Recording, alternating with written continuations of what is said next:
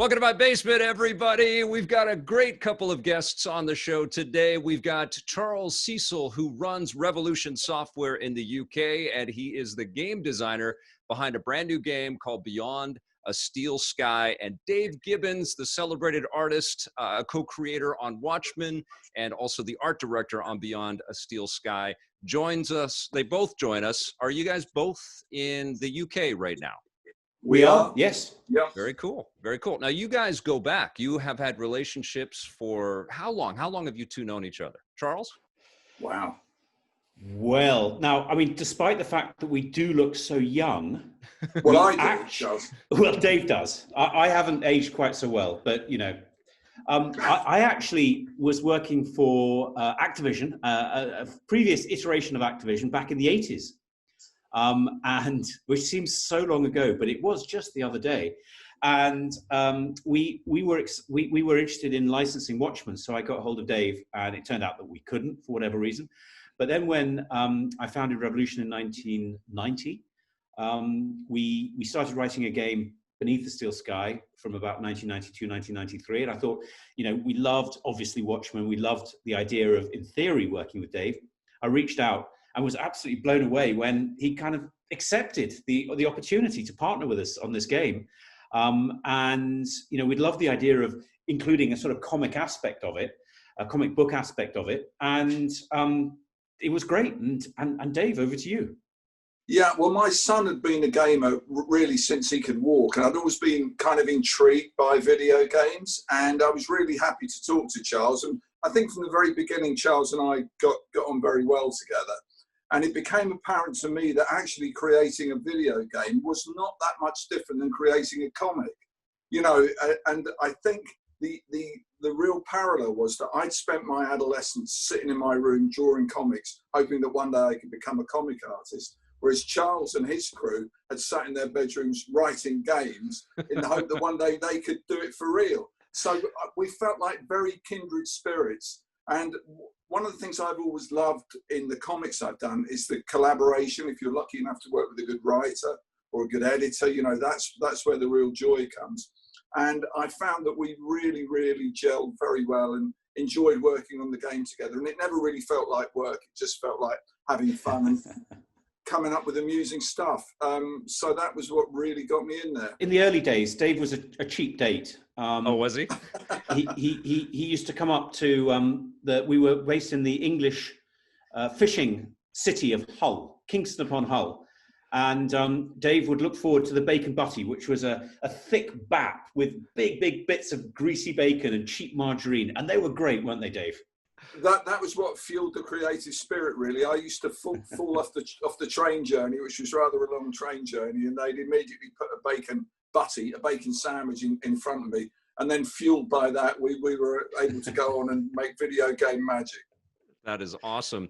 I spent my childhood, by the way, dreaming of one day being able to make a TV show about comic books and video games. And I was in my basement back then, and now I'm back in my basement making video about comic books and video games, and a couple of real legends that have proven themselves over time. What is the secret, Charles? How do you keep a game studio running for 30 years, and how do you kind of navigate the twists and turns of this incredibly arduous business? Well, thank you. There are two things. Well, there are probably many more than two things, but the two things, first of all, is an utter respect for our community and not in any way taking them for granted or thinking they're fools. You know, we are a small independent developer. If we write a bad game, we go bankrupt. It's as simple as that. So, you know, towards the end of the project, I wake up at 2 o'clock in the morning and, you know, it's like, oh gosh, why didn't we do this? Why can't we do this? Perhaps I can do that. And, I hope it comes across as a passion within which, you know, we really care about because gamers come to us and they say, I remember your game from 25 years ago. And this is exactly what it is. And the extraordinary thing about the video games medium, which I'm very proud to be part of, is that in telling a story, we tell it in a way that is more powerful than could be told in any other way, if we get it right. The second is I go around collecting talented people. And like Dave, I mean, seriously, and I never let them go. And that's the problem. It's like Hotel California. you can check out, but you can never leave. Yeah. I just, he's all about finding brilliant people. In fact, I'm actually chained up in Charles's basement. That's the way he works. I know you've got your basement, but Charles has got his. No, I think for me that what you have to do to have a long career is to keep coming up with new challenges, not to fall into the rut of always doing the same thing. And as I say, there are many similarities between creating comics and creating video games, but whole new different sets of challenges and limitations and possibilities. And I think that's one of the things that keeps me enthusiastic. Dave, we've got Watchmen still vital and still in the news in 2020. When you were working on the comic series in the 80s, did you ever imagine that it would have a legacy like that and it would be so pertinent even 40 years later? It feels like it's incredible. No, I mean, I think if we'd have known that it was going to be around for that long, it would have been such an intimidating thing to do. If somebody said, you've got to come up with a comic book that's going to last for 40 years, you just couldn't do it. It was really just, we did the comic that we wanted to read, and it turned out to be the comic that a lot of other people wanted to read. And I think for many reasons, a lot of it to do with timing. It was just there at the right time, and it became the book that if you heard about graphic novels and went into a comic book store and said, hey, I want to read some graphic novels, where shall I start? That would probably be the first thing they gave you as a copy of Watchmen. And then I guess the movie kept it going a bit longer, and now there's been the wonderful HBO TV series, which again has brought attention to it. So yeah, you couldn't have planned it. It's just serendipity, I guess. Were you a fan? Were you appreciative of the artistic choices that the HBO show kind of picked up the baton and ran with? Yeah, well, I mean, there was the movie adaptation of Watchmen, which I thought was a decent new version in a different medium. I wasn't so thrilled about the comic book prequels and sequels that DC Comics did. Yes. And initially, I was a little bit skeptical about the TV series, but when it became apparent what Damon Lindelof wanted to do, it was so radical and so much in the spirit of the original book that I very quickly got on board with it. I mean, I've watched the whole thing. Obviously, I had very little creative input other than to give them a few notes. But I've honestly watched episodes of it and thought, that's one of the best hours of TV I've ever seen. Yeah. And they came up with stuff that gave me the reaction, why didn't we think of that? It's so obvious. Why didn't we think of it? So yeah, I really take my hat off to those guys. They've been very faithful to the original, but they've shown such originality and vision that I'm just thrilled by the whole thing. That's awesome. Charles, I've learned that you looked to creators like Terry Gilliam and his movie Brazil, and also Orwell's 1984 as a bit of a source of inspiration for Beneath the Steel Sky. Is that all applicable to Beyond a Steel Sky? Oh, very much so. Yeah. Actually, I get to meet Terry Gilliam quite regularly now, and I tell him that he was very inspirational in Beneath the Steel Sky, and I'm not sure that he cares too much, but it's nice to be able to tell him. Really, obviously 1984 is a seminal book, and his Brazil was going to be called 1984 and a half, and perhaps it should have been. But the two films that really, obviously we had the comic book influence, and we're delighted to be working with Dave. From a film perspective, the relationship between Foster and Joey was very much informed by a film called Stand By Me, which you may or may not know, but it's about kids, and it's kids growing up. And the writer, Dave Cummins, and I just loved that, but also Brazil, because it was just so wacky, but at the same time, you weren't sure whether you should gasp or laugh. And so Revolution was created very much in response to Sierra, who are fantastic. Of course they are, Sierra Online. But my God, they took themselves seriously. And, something like, the excellent King's Quest. But, King's Quest is King Graham in Daventry. Now, if you're English, you know that Daventry is next to Luton Airport. There's if you were going to have a kingdom, the one place you would never put it would be Daventry.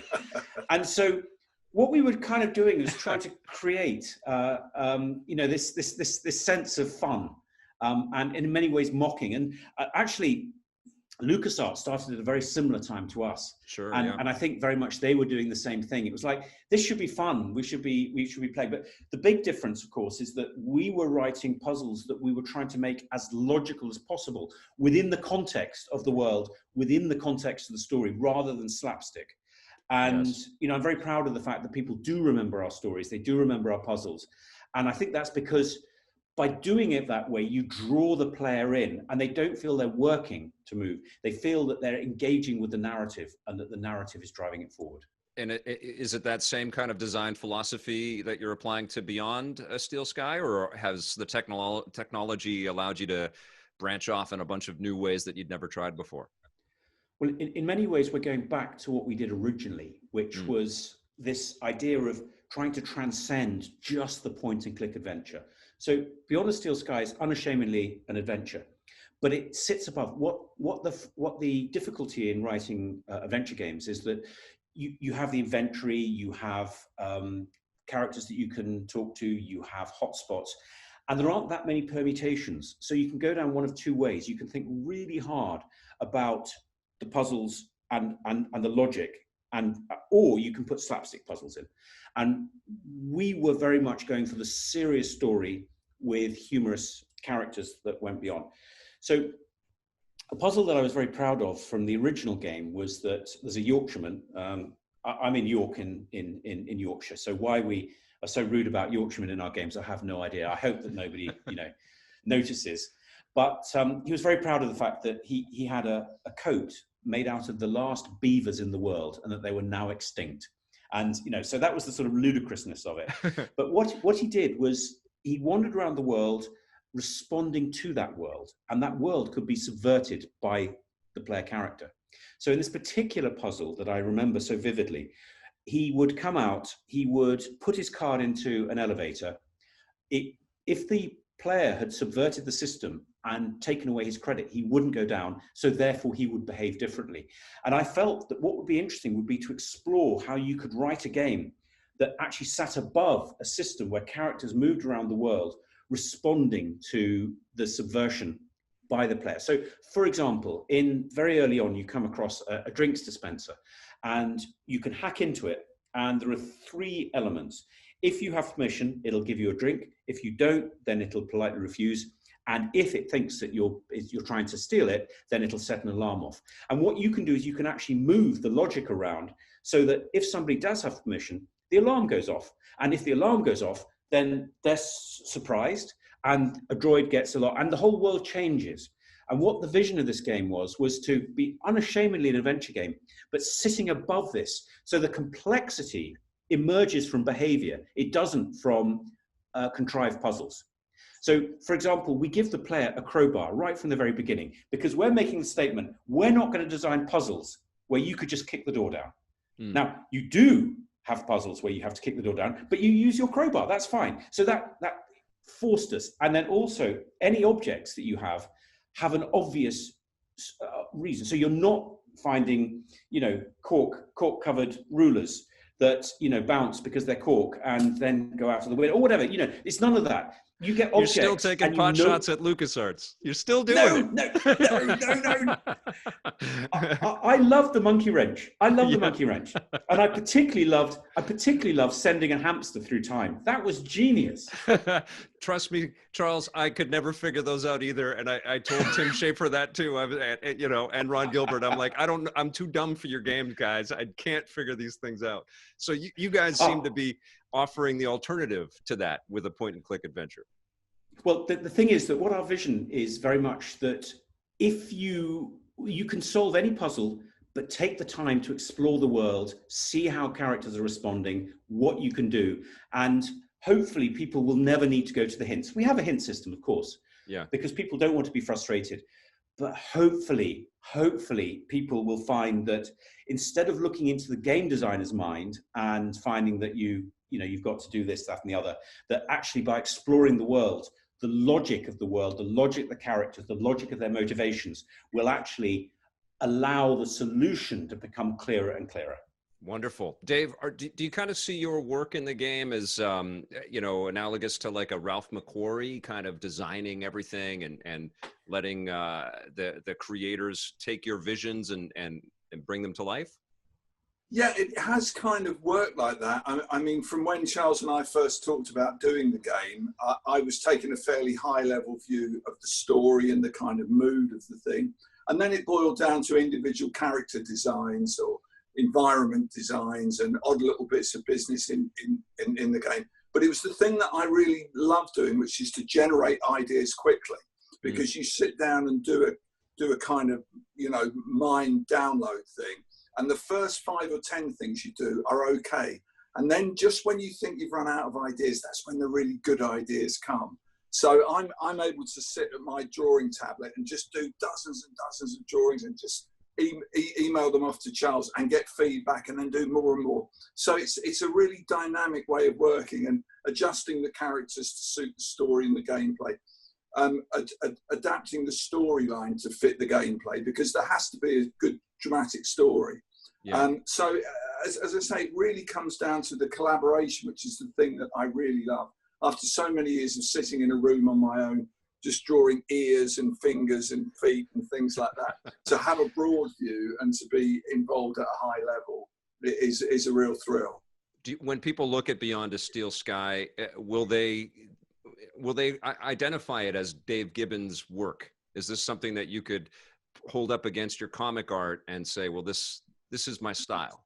Yeah, well, the whole idea was to make it look like a comic book, and there were some rather wonderful technical people who made the rendering style, the toon rendering style, look really like it was a hand-drawn comic. It's a much more complicated thing than you might expect, to keep that line around things constant, no matter how big or small the figure or the object is. So that was a wonderful technical breakthrough. And the other thing that happened here was, again, we do have a comic book, an actual comic book, which is an introduction to the thing. With the first game, it was the best comic book I could draw, so very detailed, very interesting and dramatic. But it linked up to the game, and in the game, all the characters were tiny little sprites, about 10 pixels tall. So it was kind of a sleight of hand trick to say, oh, those blocky little guys, this is what they really look like. But in this game, we've actually been able to design the characters, put them in the game, and then draw the comic book based on how they appear in the game. So the whole thing feels kind of seamless. And the comic book is also a motion comic, which means that there's sound, there's spoken word, there's atmosphere. So it's a really smooth transition from what is a hand-drawn comic book into a game which looks as if it's a hand-drawn game. And I think that hand-drawing feel gives it a lot of warmth and a lot of personality, rather than just being fairly bland, photorealistic CG rendering. It's got a kind of crackle to it and a texture that I think makes it look like a comic I've drawn, I guess. That's awesome. Charles, let's talk a little bit about working with Apple and making this a premiere on Apple Arcade. How did that all come together? And, what are your thoughts on Apple Arcade as a delivery system and as a way to get to gamers that may not think of video games in the traditional way? Let me answer that two ways. The first one is that at the end of the 90s, the adventure was effectively dead because publishers were not interested in supporting it. And the big breakthrough, and we actually closed the studio down for a few years. And then the big break came in 2008 when somebody from Apple UK phoned up, and we were just blown away that, this guy had phoned us up and he said, I think your games might work really well on our platform. And we went, wow. So we produced Beneath the Steel Sky, which was at the mighty resolution of 320 by 200. Every pixel counts at that resolution. And by incredible good luck, the iPhone screen at that time for the first generation was 320/200. And then we brought Broken Sword across, and that was 640/480, which happened to be the size. I mean, it was incredible. And then Broken Sword 2 and Ren 5, and by the time we did Broken Sword 5, it was Retina, but we could produce games in Retina at that point. And I'd say to Apple, God, you guys are brilliant. You've kind of saved our lives. And they would say, you're helping our platform. Thank you. And there was this real mutual respect, which I just absolutely loved. So that's great. We were talking to them one day, and they mentioned in Top Secret that this subscription service was potentially coming along. And what I really loved about it is that on the App Store, as you can appreciate, 90% 95% probably is free to play. We're a premium game at $5, and that probably represents 1% of the market. Yeah. And what is genius about Apple Arcade, particularly at $5 a month, is that from our perspective, is that all of those people that would never have considered, the 99% of people that would never have considered buying our game for $5 are now coming into the Apple Arcade ecosystem, and they will play our games, and hopefully they'll find that actually there is more than free to play, because this is a story that'll take you 12 hours to play, and then it's over. And obviously there's no in-game purchases. It's going back to what we've always done, because we've never really embraced free to play. So for us, it's a great opportunity. That's wonderful. Yeah, I'm of the mind that games should have value, and they should be developed with an idea that they should cost something. But I recognize that market conditions are always going to shift and change, and we're on this subscription path now. Do you think that this is the future for video games in general? The sort of the Netflix kind of model of being able to access huge libraries like that? Yeah, absolutely. Yeah. Because when Tim Cook announced Apple Arcade, he was very impressive. He said, the App Store is the biggest video game store in the world. So Apple have an enormous amount of clout. They've got an incredible name, and now this latest or for the last couple of years, the hardware is just extraordinary. And I'm really proud of how the game looks, particularly at a high end. And if we can go back, if you don't mind me just sort of ranting slightly or going off topic, by adopting this sort of comic book look, it looks great on big screens, because what you can do is you can look around the world, you can see what's important, you can see what hotspots are likely to be of relevance. But on a smaller screen, like an iPhone or a small iPad, it also works particularly well, because what you've got is you've got all that information crammed into a smaller area. And so not only did we adopt the comic book look from an aesthetic perspective, but also from the gameplay perspective as well. I'm really pleased with how it's turned out. That's wonderful. Dave, I know that working with Charles was maybe your introduction to crafting video games. I'm curious if you have stayed as a player, if it piqued your interest enough that you kept playing some games over the years. I have to be absolutely honest with you. It isn't my thing, but my son is a huge gamer. Him and his pals do a podcast in the UK, Big Red Barrel UK. Right on. And yeah, and so I pick up from him what's going on. And if there's a game I'm particularly interested in, I'll get him to play through a bit of it for me. Indeed, I was involved in a thing a few years ago where one of the newspapers over here wanted to get people who didn't play games to review games. So it was people like me and some actors and some radio people, and we went off and played these games. My son was thrilled, because not only were we given the games, but we were given the consoles to play them on. So we ended up with a new Xbox and a new PlayStation. So my son keeps me abreast of things. I did have a little involvement with a game called No Man's Sky, right, which piqued my interest. But I think the way I'm involved is I just love the creative challenge, and it's a new arena. It's a new set of requirements of the creative work you come up with. So I couldn't pretend to be a consumer of games, but I sure as hell love being on the creative end of them. So it's been 26 years since you first brought us Beneath the Steel Sky. Am I correct in the math there? Yep. Are we going to have to wait for another 20 plus years for a collaboration between you two, or is this going to be a more regular thing? Not at all, because everything has changed. Everything has changed. To go back to your previous question, when we launched Beneath the Steel Sky, we became part of something called the 12 Days of Christmas. It was never in the US. It wasn't even that well publicized in Europe. And on that one day, we had 2.5 million downloads. Wow. And, it just blew our minds. And we realized that actually, and the other interesting thing is that even though we gave the game away for free, the next day sales jumped up, and the recognition. And, it was quite clear that everything had changed. So I'm afraid that, with digital distribution, with ubiquitous broadband, indie developers are just, we're in our medium, and we'll fight very hard, as hard as we possibly can, to make sure it's safe. And just one other thing before is that I remember wonderful Dave Currell, who was our friend at Apple. He was the developer relations guy. And he was saying, the publishers are really lobbying us because they think there ought to be a publisher's app store and an indie developer's app store. He said, why on earth would I do that? Yeah. And it was like, this is brilliant. We have a friend. He says, all I care about is the quality of the games. I don't care who made them or who publishes them. And that was just fantastic. And long may that relationship, may that attitude from Apple and others remain. Well, I can't wait to play the game, guys. I think that this is incredibly exciting. It's great news for Apple Arcade. And I know that this is going to be coming to consoles and the PC and stuff.